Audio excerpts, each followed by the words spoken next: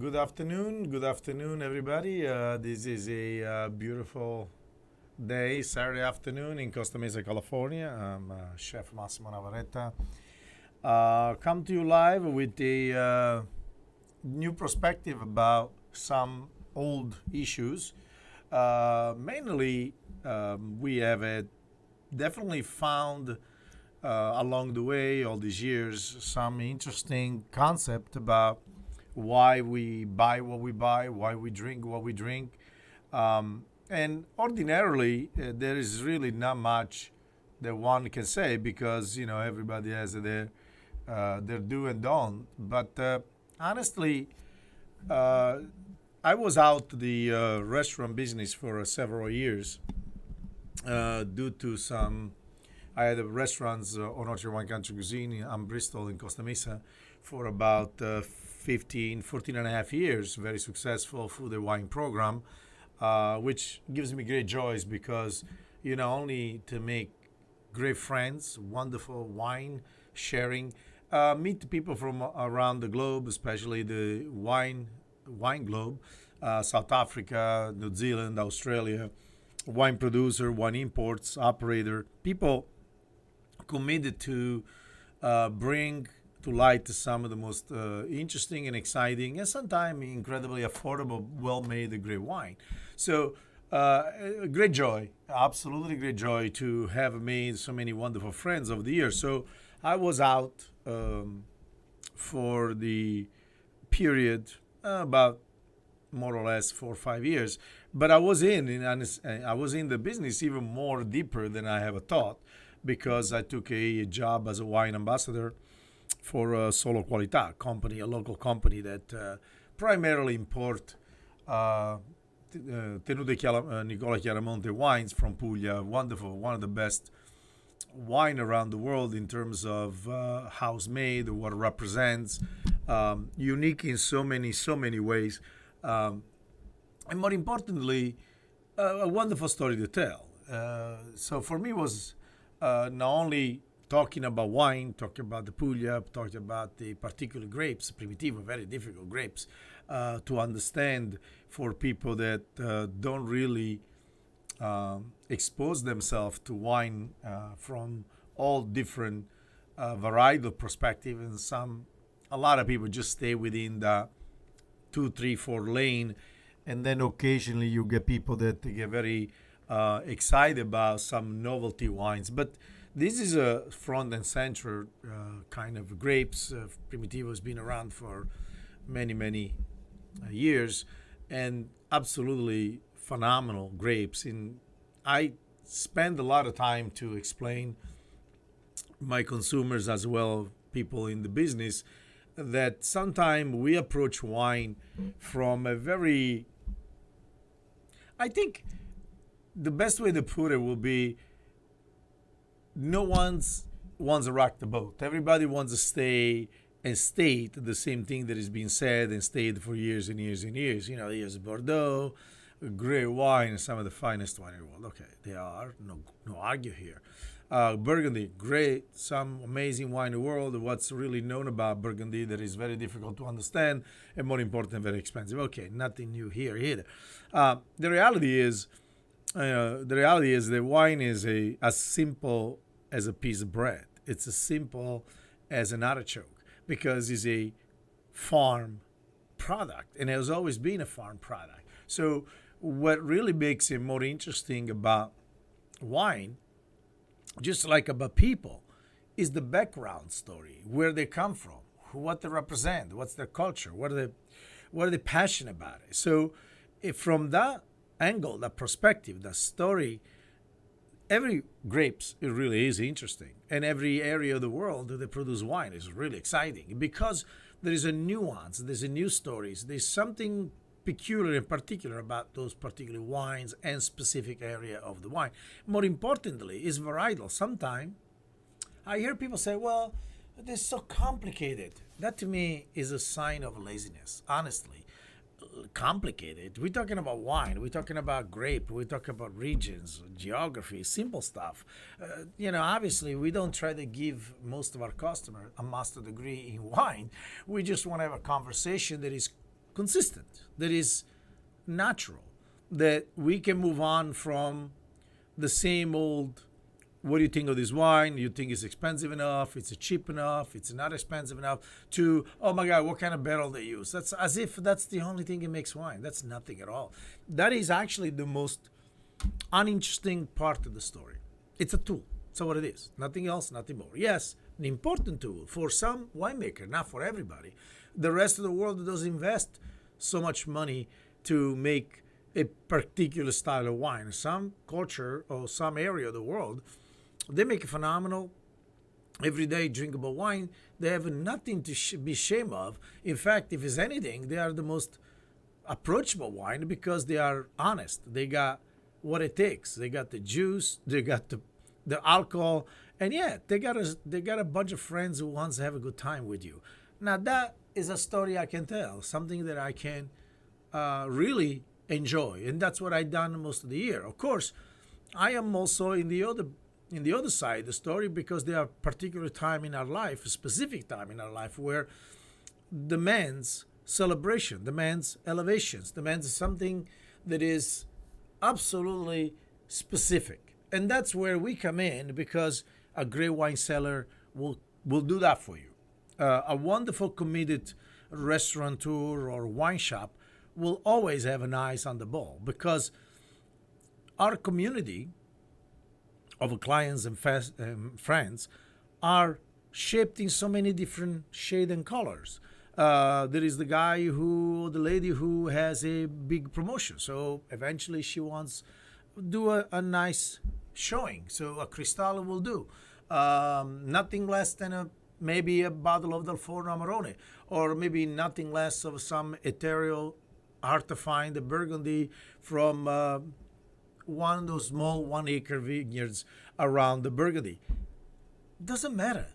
What it matters is that we in the wine industry or in the wine professions, we are mindful of this kind of situation and cater to them in the most honest and joyous way, because ultimately that is what this business is all about, if we can call one business. Last couple of days it reminded me something that for whatever reason I think we've really been under a lot of, I would say, pressure or stress. Not me personally, because I don't have any stress.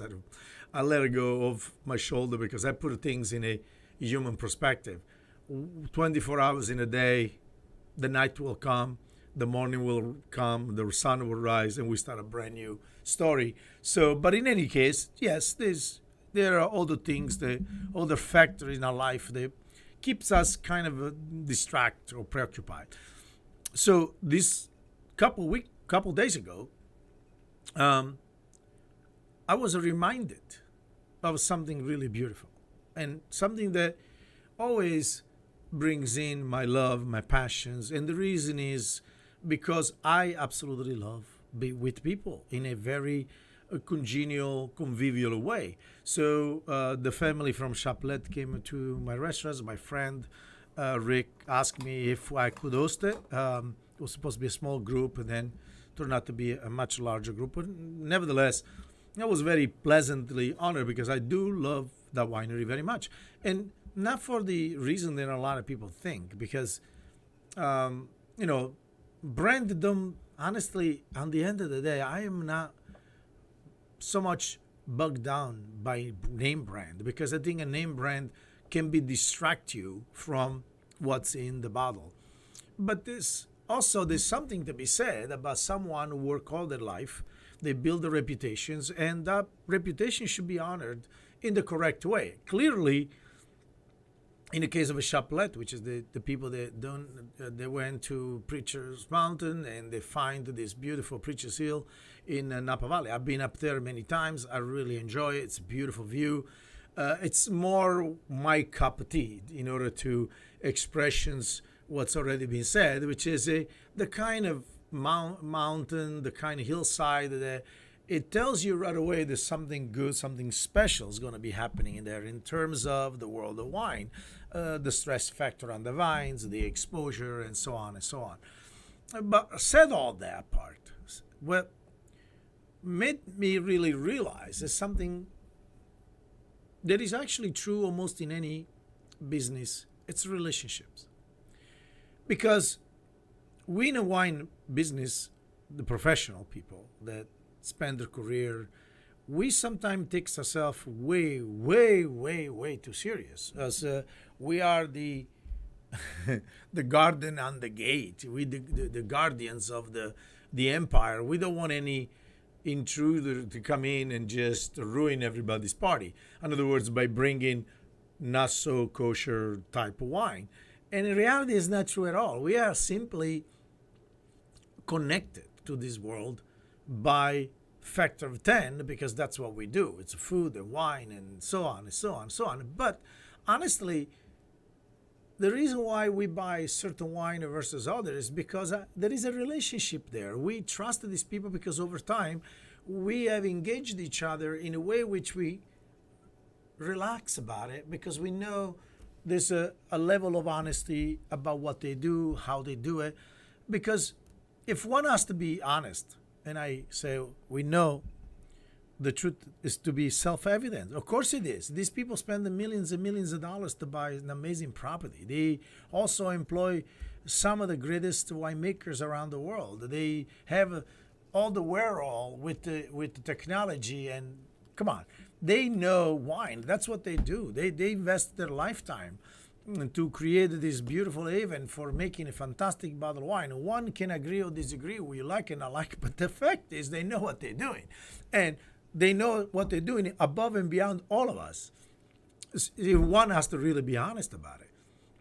Because I'm sure the fact that we taste many wines, the fact that we make our own wines, I made my wines, I grew up in a wine family, and so on. We have our perspective, we have our talents, and so on. But here's the thing. So is these people. So is this wonderful family who over 40, 50, 60 years ago, they settled in this beautiful place, had the vision to know that terrain has hard and difficult, like the Preacher Mountain, is a not only advocated for fantastic vineyard sites, but also it's just a beautiful place to be. And it's just a beautiful way to live a life when you woke up in the morning and open the windows and here they are, overlooking this beautiful valley, these amazing rolling hills. And now you're making wonderful wine that the world enjoy and you make a living with it. That commitment, that sense of place, that sense of special place and time in life and in your own sphere, it's enough for anyone to want to make the best things that you can make out there. But that has to be within the context of your terroir. It has to be within the context of your IVA. So seriously, they don't need me to say that the wine is amazing, it's great, it's as good as anything out there. They don't need me to say or validate it, the fact that over this long period of time they've been producing one of the world-class wine as far as California, obviously. And this is where we know the truth to be self-evident. Us in a business, we should take a little more time to specify to people about wine and what they buy. Because too many times there is a rush to conclusions about all things be equal. All things are not equal. Napa is not Burgundy. Neither is Bordeaux. Bordeaux is not Burgundy. Central Tuscany, the Chianti Classico area, is not Australia. But none of those difference should create a sense of competition in the negative. It should be in the positive, because ultimately you as a consumer is going to benefit for all these things, because you have a more varietal to you, you have a more style to you, you have a more uniqueness available to your fingertips. And at the end of the day, if we take out the top 0.1% of the wine of the world, price-wise. Anything below $100 is absolutely phenomenal. Hands down, no more conversation. There is nothing to say. If you cannot find a fantastic wine, per area, per zone, per country, that costs you just less than $100, and the wine is not spectacular, you should not ever drink wine again, because it's not true. It's absolutely imperative to understand that any and all area of the world can make, and it will make in their own specificity, fantastic wine available to you. The question really comes down to how much you know, what's your taste. If you like, don't like, that's perfectly fine. You are entitled, and it's your palate, it's your pocket. We should always be mindful and respectful of that. Along the way, we might be able to engage one another's in this conversation where maybe you heard some negative information about Riesling is too sweet, it's not a great wine, which absolutely is not true. But you have formed erroneous idea what this wine is or what wine could have been. And we will have the opportunity, if given, to showcase some of the better product, some of the more true product to that profile. They might, a consumer, a friend, customers, someone say, you know what? Wow, I had it before, it didn't work for me, but this is quite exceptional. And that happened to me almost every single day. So that part I love, because that is where we come in as a wine chef, restaurateur, merchant. That's where we come in. We can come in and additionally create an enthusiasm, an excitement for something different, something new, that for maybe for different reason, not to be judged, they have not been exposed correctly, or even it was not the right time, they were not in the right mood. We have that opportunity to do so, to reintroduce, if you will, certain area of the world by creating a frame where people, a consumer, can understand what is the frame, what is in the picture that makes sense when they actually bring it to the palate. So I was serving the lunch to the guests, which was pretty much all professional people, wine shops, restaurants, and so on, which is very pleasant to me, because they are my colleague and I respect them, love them. It's our community. We are absolutely, for me, they have no argument whatsoever. I respect everybody. I really believe they are doing the best in their own environment. And we all have our own customers. Sometimes we cross-pollinate each other, but that's the world. That's a community. That's what a community is. And so for me, I always tell my friends and my professional colleague, reframe yourself to say things or talk about things that in the isolations makes absolutely no sense. Because people cannot contextualize the conversations. And I was looking online and I see some of those, and I stopped, honestly, I really did stop to go on Facebook and other places to even try to engage people, because it's no one's fault. It's a very small frame. It's a small period where you can actually talk with someone and they don't know you, you don't know them. You might haven't known them, in passing. So everything gets really elongated in the negative. So I'd rather have the conversation with you through this medium also when you come to my locations, and we can talk about wine, because we need put things in context, whether it's wine, whether it's politics, whether it's life, whether it's anything. You have to put them in context in what is that we are talking about. So the first thing we needed to do, we have to take ourselves out of the picture to become the arbiter of what is right, what's good, what's wrong, and what's indifferent. We are merely one of the many people who have not only the opportunity, but the honor to work in this industry and make living with this wonderful industry. Remember, A simple fact, I was growing up in a little village in the southern Italy where wine had absolutely no value except drinking it, where everybody made the wine. And everybody thought they made their greatest wine ever made because they made it. They know. It wasn't, maybe the bouquet wasn't great, and maybe the after taste was long and spicy, wonderful. No, no, no, none of that. It was just that. It was one of the many things they made in the farm, where it would be olive oil, grain, corn. But more importantly, they needed to make the wine, because without wine, there will be no wonderful night. There will be no painkiller without a cup of great glass of wine. So, especially in my family, I think more than a glass, there were like 4 or 5 liters. So I understand the desire that we all have to create ourselves as a premier spokesperson, the Parker of the world, the wine enthusiast of the world, or the wine spectator of the world. Guys, seriously, all due respect to all these publications and all these people. And I do have a lot of respect, because that's one opinion. They contribute a lot into the conversation. They bring more people to the table. They bring more people to wine buy and everything else. But we're not above the wineries and the wine producers. We're not. We're just a friend. We are colleague, and more importantly, we operators. So we listen to their story. We are engaged into understanding what the story is about.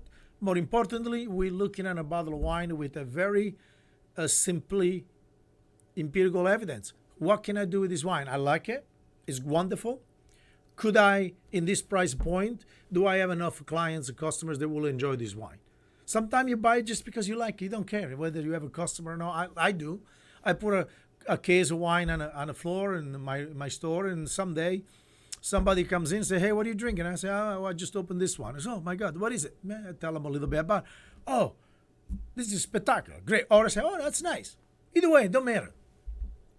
But I want to make sure that we communicate and we start engaging ourselves in a very honest, a truthful conversation like we should do about everything else. So my solo objective today is to really drill the phrase down. We know the truth is self-evident, because most of us know the truth. And most people know the truth is self-evident, because if I open a bottle of wine and somebody really enjoys it, there is no reason why somebody should come in and start saying, "Oh yeah, but that is not really 100% the Cabernet. It's got a 3%. It's like, shut up. Just shut up. Let this poor soul have a wonderful time and walk away. Just walk away.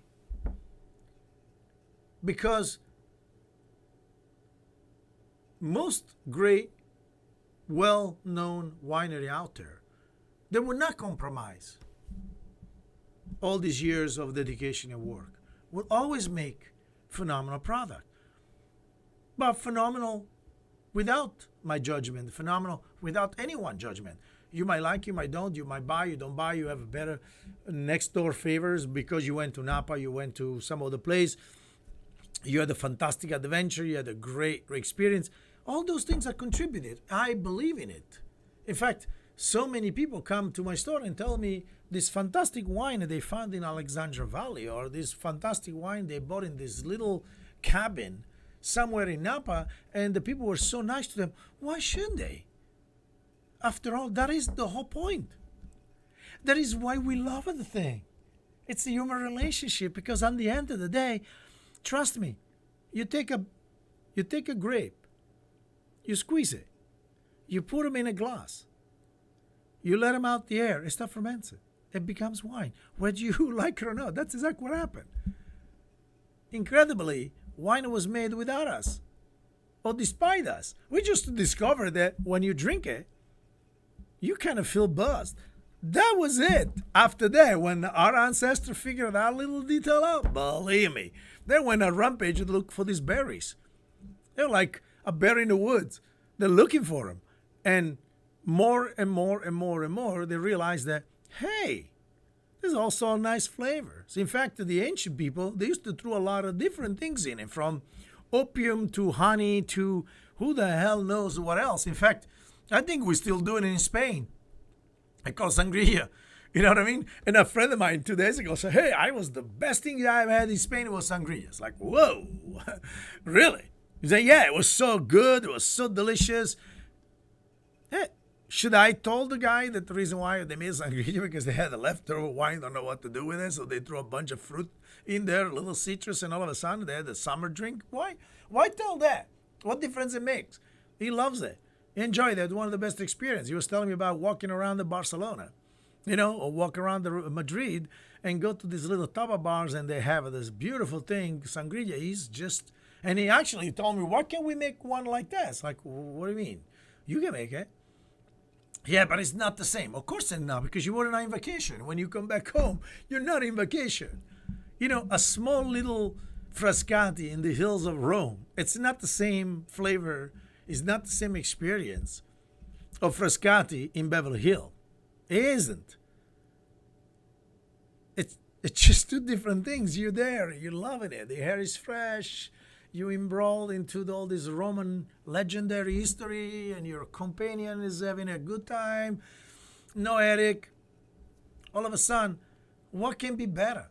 What can be better? A little grilled artichoke with a little glass of Frascati. How do you make that stuff up? This is what traveling is about. This is what we longing for when we work in many hours and we bring our kids to school and bring to the soccer practices, water polo in my case, whatever that is. When you actually unplug it, a little vino tinto goes a long way. People always knock it down Greek wines. I can tell you there is nothing more beautiful to sit in Santorini on top overlooking the Adriatic and the Ionic Sea and all the areas around you with a nice little feta cheese and fresh little cherry tomato. Is a beautiful, beautiful little glass of nothing, just a beautiful fresh glass of white wine. Honestly, I don't see where a bottle of Premier Cru Burgundy comes to mind. I really don't. I could care less. I really do. I can care less. It's just that simple. So today is simple, honest conversations about the truth. The truth is self-evident. We all know. There are so many great winery out there, so many great wine made every day. If you don't see something in our shelf, it's not because we don't like it. It's not because we are trying to be ostentatious. It's because you can't bring it all. So the easiest things for you to do is to tell us. It's like, you know what? I really enjoy so-and-so. Okay, how many cases you need? We'll call them up. We can bring it in. If it's highly allocated, we'll move heaven and earth for you, because we do have the pool in the wine business, so we can do this for you. In the meantime, though, remember, you don't have to apologize for what you love. You never have to apologize for what you love. Whether it's in your personal life, is at the dinner table, in a wine cellar, or in politics. The truth is self-evident. You are the center of your world. And as long as you live life with respect to others, then the rest is easy. Drink whatever you love and love whatever you love. So don't let anyone else tell you otherwise, because they don't know you. You do.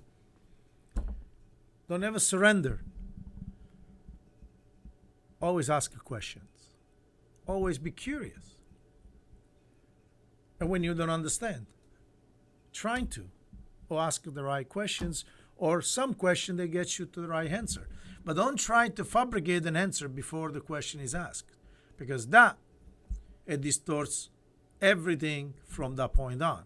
And so to me, when people talking about wine, it's not about say, wine A versus wine B. This is a very simplistic approach to anything, and I'm not interested. This is more about what is the you love, what is that you like, what is you need, what is that makes the event, the circumstances, the happening in your life that is worth for us to cater to and make sure that the outcome is very successful, happy outcome. And that is the other phrase who came right behind the truth of self-evidence. Tranquility and pursuit of happiness.